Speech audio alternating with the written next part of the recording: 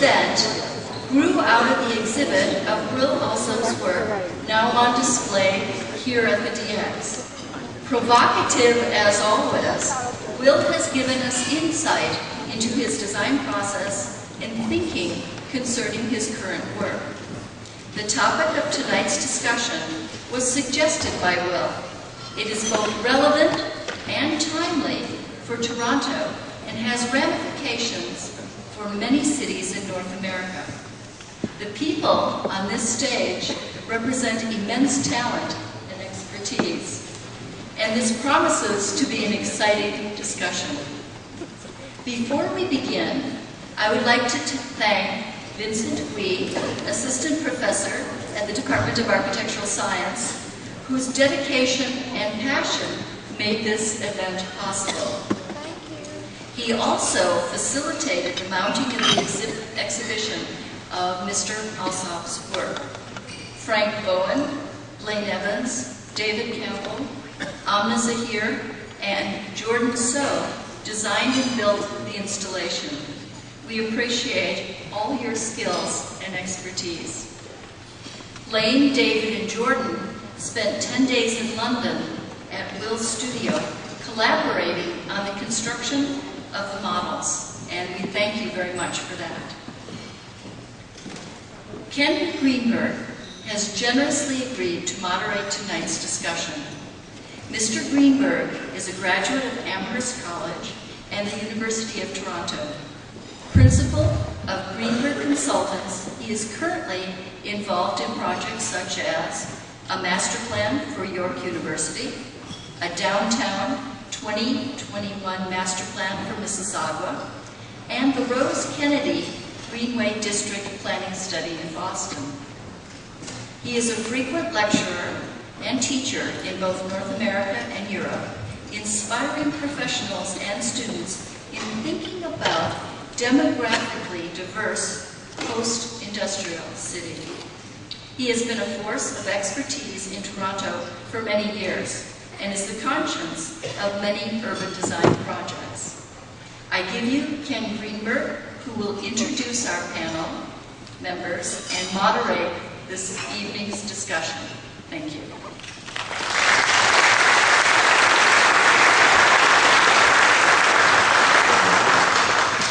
Thank you very much, Kendra. Can everybody hear me all right? Yeah.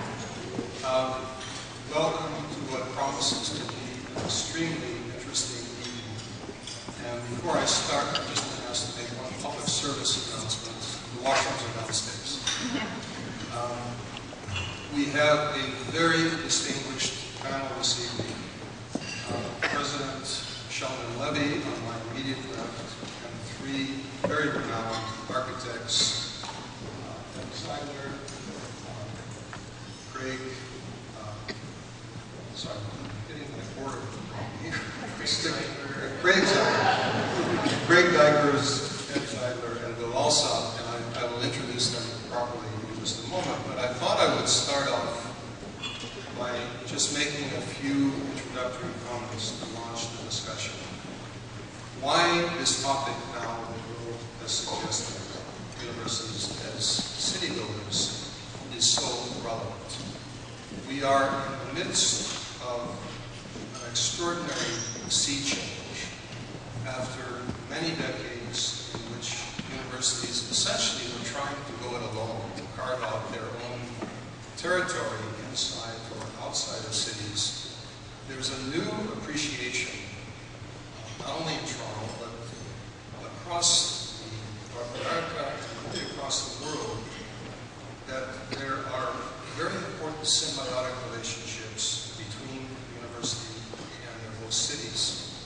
In fact, that universities and colleges are communities, they are in communities, and they create communities. And while there are significant differences when you look at a variety of universities and campuses around the world, there are also some very interesting commonalities. There is a sense of integration and responsibility for the city on the part of the universities, and Sheldon Levy is an extraordinary exemplar of that new sense. There are efforts that involve joint planning and vision with cities. And I know that Councillor Kyle Ray is here from the City of Toronto. Kyle and the city staff have played an extraordinary role in the evolution of Ryerson, for example. And what's really happening is the notion of the university quarter, as opposed to the isolated campus, as part of the city, is really coming into play.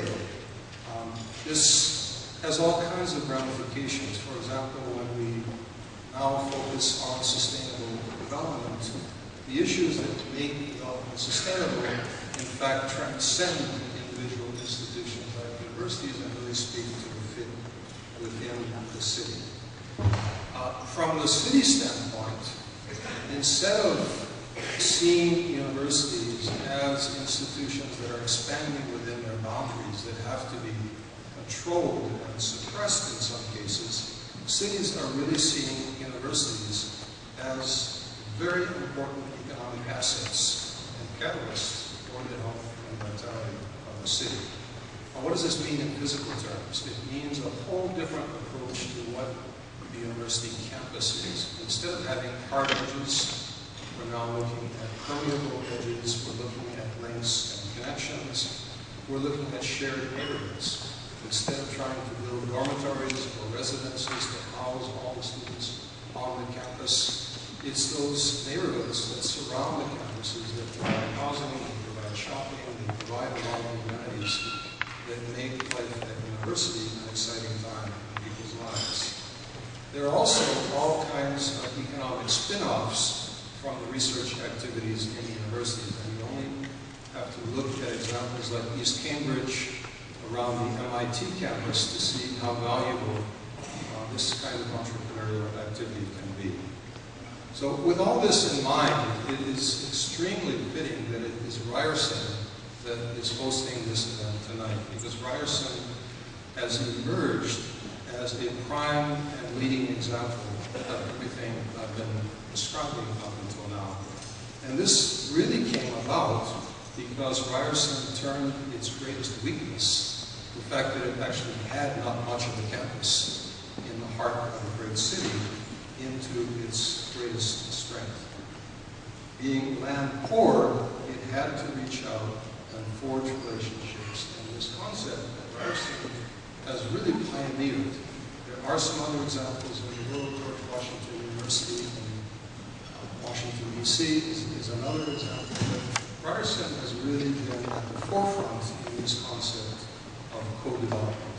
Now, I should say that I have been extremely privileged to work with Sheldon and with the Ryerson community, with my colleagues from KPMG and IBI on master plan. It took us 18 months of work in which we had literally hundreds of meetings with staff, students, and faculty at Ryerson. But what emerged is an award-winning plan it received from the AIA the 2010 Honor Award for Regional and Urban Design. And the comment of the jury was very significant, but it remained to this evening. It was the master plan foregrounds Ryerson as a city builder and a model for the 21st century university, something that I think we can all be very proud of. It really doesn't need an introduction to this audience, but I'm going to do it anyway. He has been president and vice chancellor of Ryerson since August 1st, 2005. He was recently reappointed for a second 5-year term, going out to 2015. He has been involved in the post-secondary sector in Ontario for over 30 years. He has served as vice president of government and institutional relationships for the University of Toronto, vice president of finance and strategy for the University of Ontario Institute of Technology, vice president of institutional affairs at York University, president of Sheridan College. And I think it's fair to say that in every one of these assignments and roles, Sheldon has left remarkable innovations and has really always been known as a city builder. And it was my great personal pleasure to work with the staff on the University Master Plan. Craig Geipers, to his left, is the co-founder of Snowhead as an integrated architectural landscape and interior design company, first in Oslo in 1989 and subsequently in New York City in 2004. He's worked on the design of prominent cultural projects around the world, including the Alexandria Library in Egypt, the Norwegian National Opera and Ballet in Oslo, the National September 11th Memorial Museum Pavilion at the World Trade Center, among others. His work has received awards of various categories, and recently the Mies van der Prize, a very prestigious award. He has been very active professionally and academically around the world, including in North America, a distinguished professor at City College in New York City, Syracuse University, and Cornell University. In addition, he has commissioned artworks in public spaces focused on the notion of context, nature, and human nature. And we are now just starting to get to know him in Toronto as the selected architect for the new Student Learning Center at Young and Gould, aka the former Center of Records. Ed Zeidler also probably needs no introduction to this audience, but it's a great honor to have him on the panel. He was the founding partner and partner in charge of design for Zeidler Partnership Architects, one of North America's leading firms, internationally renowned. He is still working full-time for the firm as a design advisor. Anyone who knows him will not be surprised by that. His very impressive work spans 3 continents and includes virtually every project type. Landmark buildings include Toronto's Eaton Centre, Ontario Place, Queens Quay Terminal, the atrium of the hospital for sick children, and on and on. He was, and I think this is very significant for this conversation, a great friend and associate of Jane Jacobs, and Ev and his family, and I want to also mention Jane, who is here this evening, and Marty and Christina, have perhaps done more than any others in the city as creative developers who have put Jane's ideas on city building into practice in a series of remarkable projects, including 401 Spadina, 215 Spadina, and the Gladstone Hotel, venues that I'm sure all of you know. The Zeidler Partnership are co-architects with Snowhead on Ryerson, the Student Learning Center. And finally, the man whose inspiration has brought us together this evening, Will Alsop, who is one of the UK's most prominent architects, and someone who is uniquely guided by the principle that architecture is both a vehicle and a symbol of social change and renewal. His philosophy extends from the design of individual buildings to embracing broader principles of urbanism and city development. And he follows a remarkable parallel path as an artist, his stance being that art and architecture are inseparable. He is very well known to Torontonians as the architect of the striking Ontario College of Art and Design on Hall Street. His sketches and paintings have been exhibited alongside his architectural projects in dedicated exhibitions at Sir John Soane's Museum, Milton Keynes Gallery, Kew Gallery, Manchester, and the British Pavilion at Venice Biennale. He is currently a visiting professor as a distinguished practitioner at Ryerson University. So now it is over to the panel. Each of the panelists has been asked to speak for approximately 10 minutes with some opening remarks. And they will be getting a 2-minute warning. So panelists, please take note. It will be through a series of pictures that the walk will take place, and in it will become the story. In that same speech, I quoted Daniel Burnham, and I'll repeat it. I know you can read it. It says, "Make no little plans. They have no magic to stir the blood, and probably will not be realized. Make big plans, aim high, and hope and work." Now, when I put that out at my speech, I sort of believed it, sort of sounded right. Now I absolutely do believe it. He is dead on. And so my encouragement is make big plans, aim high, and hope and work. And this is the journey. Let me begin with what Ken referenced, the master plan.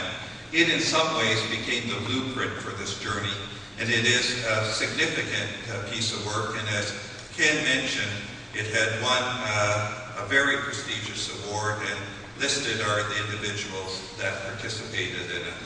But what I wanted to do was to indicate 3 themes that were prevalent in the report in order to show you how those 3 themes will guide you on the walk that I want to take you through. The first one was urban intensification. Probably sounds obvious. You're sitting at Yonge and Dundas and land is at a premium and therefore you have to use your land well. The second one was that people have to take precedence over automobiles at some point. And I once was quoted and interviewed and someone said to me, you know, automobiles will be inconvenienced by the plan. And I said, I want to make one promise that I for sure will keep, and that is they will be. Because people will come first and automobiles will be inconvenienced. And if anyone thinks that you can harmonize both and neither of them will suffer, then I think they're telling you a story. So we deliberately said people first. The third theme was a commitment to excellence. And this one is extremely important and begins to give some answer to Ken's question. If you're in a campus that is in the middle of nowhere and you design something that is, let me put it, not good or worse, then who suffers? Well, the people on the campus. But if Ryerson does something in design excellence that is anything like poor, who suffers?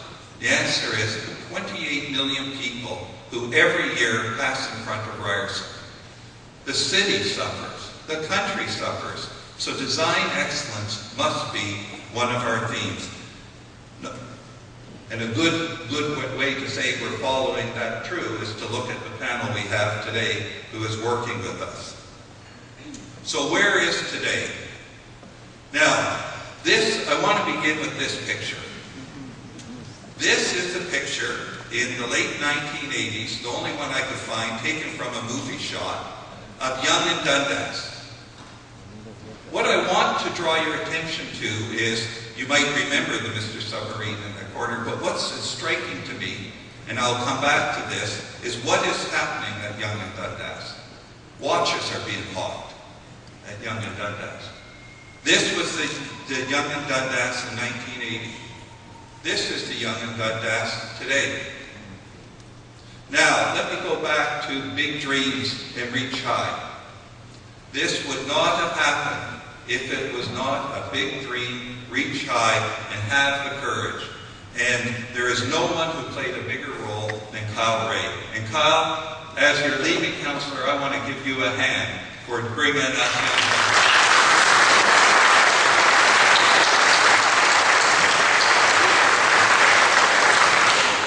Now, how did the university play a role? Well, Yonge Dundas would not have happened unless the university sold the air rights above the parking garage. What did the university get in return for the air rights? 12 lecture halls. Not a bad deal for the university, and great lecture halls at that. But it is a great example of public-private partnership because the movie theaters, which are lecture halls, are from 8 until 1. They sat dormant. They don't anymore. We have thousands of students that are using them. Let me continue the walk with you. This would, if they looked up, would they have had any imagination of something called the digital media zone? Something like that in the building near the AMC theaters. That's what has happened in almost a few months in the digital media zone. This is all students. 17 teams, 11 new businesses launched, 2 businesses have outgrown and moved out, Silicon Valley companies interested in moving in. That's absolutely true. 2 major companies want to move to Toronto, and we have outgrown it and are moving into it again. So why does it all come together? It all comes together because when Kyle and his colleagues had the courage to make the big move, they created a snowball effect of change. And the change now is coming to where it's most important, which is why are we building? We're building to inspire us to be the very best we can.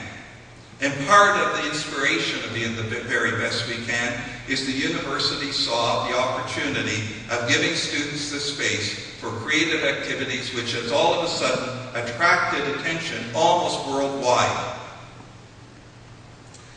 So I'll leave you with this, where I began. The only thing is that now I've changed it to Ryerson Pictures from Chicago Pictures. And I say, just continue to make big plans, aim high and hope and work. Thank you very much. Developing the cost model for the building and developing the aesthetics and the architectural intention all as one unit. So it's a purely collaborative effort, and we are working regularly with the university and the consultants to make the project real. So I hope to share that with you soon. So instead of showing you pictures, which is what architects like to do, I probably will tell you what is motivating us, and of course how that relates to the theme of this evening, universities as city builders. I'd like to talk about the 2 operative words in that expression, universities and cities, the subjects, the protagonists of the statement. Both have very long and interesting histories in our culture and in our civilization. Universities are a relatively new phenomenon. They didn't exist for all time. They may seem like they have, but they're actually fairly new to our society. Learning and the desire to learn is, of course, a fundamental aspect of what it is to be human, and it, of course, goes back to the dawn of time.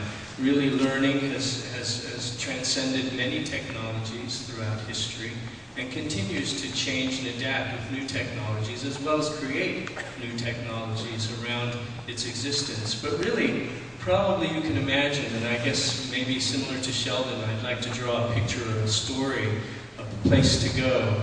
Somehow imagine deep in time that really all learning occurred in the most fundamental, basic way. Oftentimes, when you were alone, perhaps as a hunter or a gatherer, with a piece of stone in your hand, you began to learn from that technology. You taught yourself, and the environment taught you. Later, of course, as societies developed, oral history became the predominant center of learning. You can imagine yourself sitting around a fire with a fairly small group of people, listening to stories of those that were older than you or those that were younger than you. And those stories were the foundations of our first desire to learn from past events and imagine future events. And that transformed into something a little more institutional, the ancient Greek Stoa, which is a wonderful example of how learning began first as its connection through to a community. Stoas were these wonderful buildings which were kind of long temples. They were extruded over great distances with a series of columns open to the air on one side and a wall closed on the other side. And they were long to allow you to walk peacefully or meander from one end to the other in a discussion with those around you. Well, the classical view of a stoa is very sort of quaint. It's sort of people dressed in togas moving calmly. But the reality is stoas were also used as commercial centers, and they were places of festivity. So while you were sitting there discussing the origins of the universe with Plato next to you, there was probably someone very drunk sitting just a few feet away, screaming and yelling and falling off the steps. So all of these things were happening at the same time, and that's because in the beginning, learning was not seen as separate from society. It was seen as a part of society, and those things transformed into what was called the Museion, or the House of the Muses, which in a sense is a library. But at that time, a library was not just a building with artifacts of books or scrolls. It was also a place where you found pieces of art, abstract thinking, all kinds of alternative methods of understanding and thinking about the world other than simply reading about it.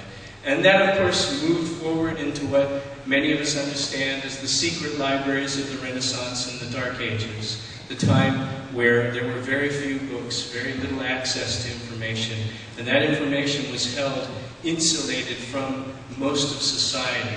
And this is where universities were born. The interesting problem was that there was a great desire to learn things, but there were very little technology to acquire learning from. So if you only had one book, and it was hand-scripted and hand-scrolled, you couldn't really disseminate that information very easily, since nobody could just simply go out and buy the book or write it themselves. So universities grew from the owner of that book inviting 50 or 60 people to listen to them reading it, because that was the only way you could learn from the book. You couldn't pass it around. It was too fragile.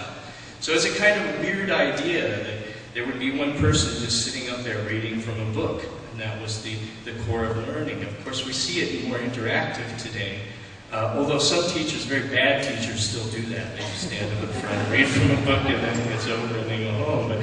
But in a sense, there was this need to unleash the power of the written word. And as the printed press came along, of course, that transformed into the universities and institutions we have today. Now, what's intriguing about that is that those first universities really were insulated from society. And why is that? There's actually good reasons for it. You can't entirely have freedom of thought if you are continuously being hounded by those people that are developing the rules and regulations by which you're supposed to live. So segregating yourself from society allowed you to have freedom from society, and that freedom furthered the knowledge base. Now, that's not to say that segregation from society is a good thing, but it does have its benefits from time to time. And the university in fact is a city, and it was developed from Oxford to Cambridge and Göttingen, and the city really lives from the university and is just the support for that part. The other one is the large university that lives in conjunction with a large metropolitan area, but is totally separated from it in a great area, and exceeds or uses its sources for itself. And these are universities like Mississauga, Toronto, and York. Toronto perhaps is the hybrid in this way, that as its edges, due to the drones of Toronto, is mingled in somehow with the life, but still maintains its own campus feeling. And then there's a third type, and that is Ryerson. And that hasn't really existed in Canada before. There are some examples of that, like the Humboldt University in Germany, which was more or less integrated in the city, but in a different way. And Ryerson is located in the heart of the city and will take from the city what it needs, but will give back to the city more than it takes. The transportation is an important element for a university. The small universities like Oxford and Göttingen and so on lived from the people living within it. There was not too much traffic that had to be traversed.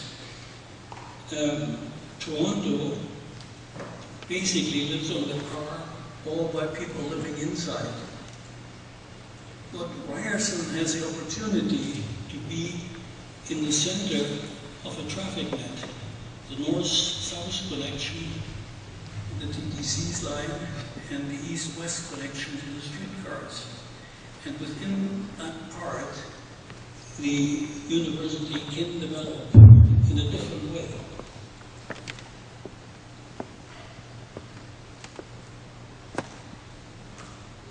The architectural expression of a university is usually taken from the past and with its growth and moss-covered stones creating a connection between the past and the school.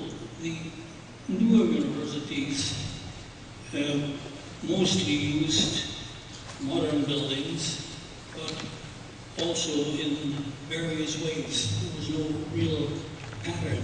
And here we have an opportunity to live in and integrate with the city, and then have to react to not only build our own image, but also to build, to reinforce the image of the city. And that needs the growth of the city to grow in the same way, in the same power in which the university will work.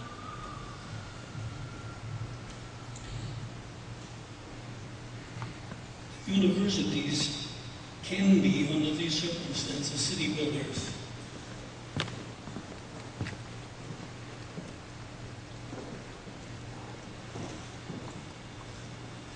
However, in order to do so, the university has to become part of the city, and the city has to become part of the university. There's a relation between the two that has to be developed. Ryerson has a great opportunity with the city around it to influence and correct that, as well as learn from there.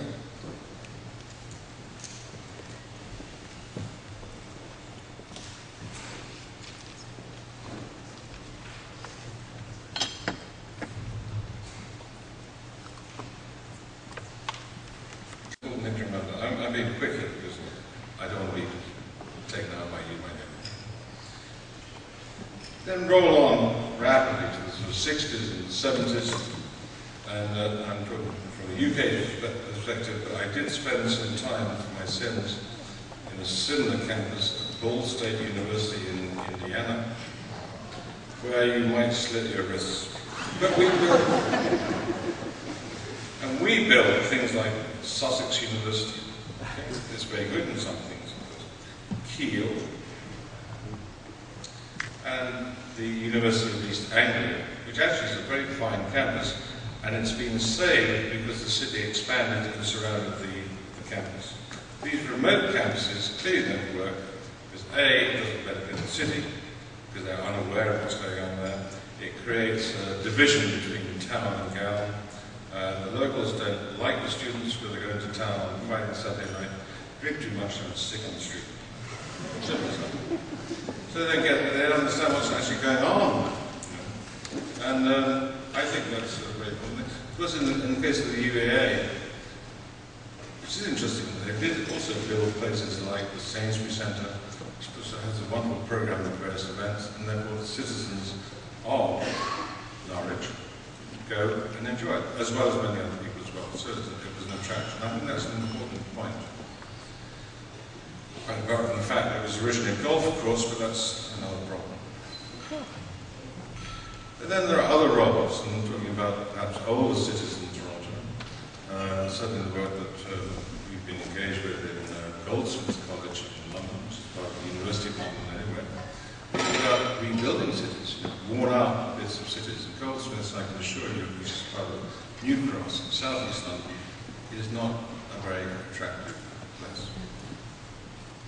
However, what interests me, and I became very aware of this in our work there, is that the students are there for a minimum of 3 years, often longer.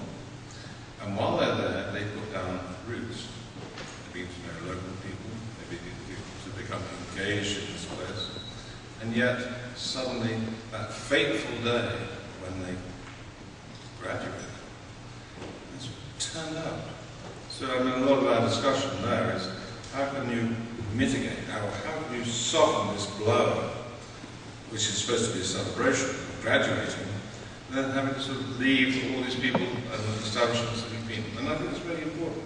I think it's part of the responsibility of the university to actually think about how it softens that. And perhaps it is, as I say, it's a responsibility and needs to be handled. And very often it's not. I'm going to say nice things about Rice in a minute, so don't worry. Ryerson, of course, is in the heart of the city. I don't think any of us can pretend it's the most beautiful campus in the world. Is that all right? That's a nice thing to say. I had to look for the boss here. However, it's fabulous. You know, you could say, well, what's the nature of this campus? Is the street, perhaps? Is the campus the street? It's a street shared by normal citizens. You say, well, what's wrong with it? As with Cambridge from the past, you can't really see what's going on. And the great thing about universities, that it's full of people doing peculiar things, really odd things. Not in every department. Accountancy is difficult. But you know, there are science, there's arts, there's architecture, there's interior design. They're all doing it, they're making modern. They're mad. That notion of the most creative place that we can establish has to be visible. It has to give back. Someone said that earlier on in one of the other presentations today. Someone said it has to give back more than it takes. And a part of that is actually exposing themselves to the world. I think, you know, in rolling forward, you say, well, if that's the case, then you have to have other parts of life, and I think Ryerson has some of these qualities. And certainly that photograph of Yonge Street that you put up there, saying you're not going to destroy that. Well, what's the name of that famous half-strip art? Craig has already found it.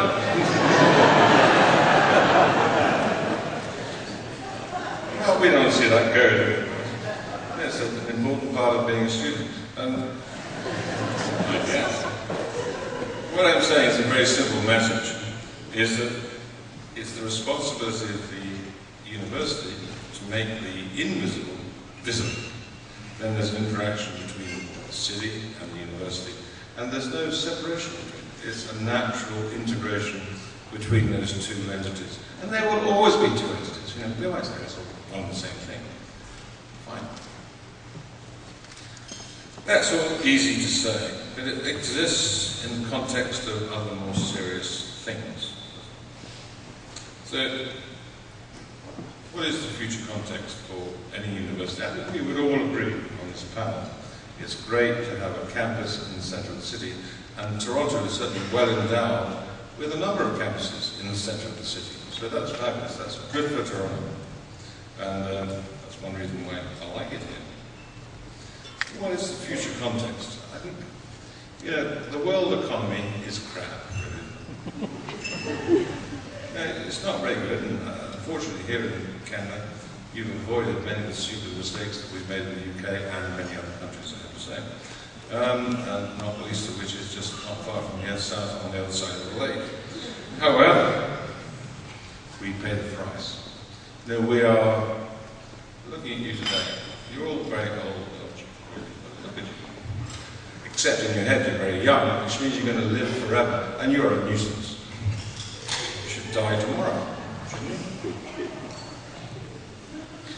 What I'm going to say here is the economy is going to dictate that governments in various countries around the world get smaller, and therefore public funding gets harder, and therefore they rely more and more on the world, the private world. I'm not saying I agree with this, I just think it's a fact. What does that mean to students? It means more expensive.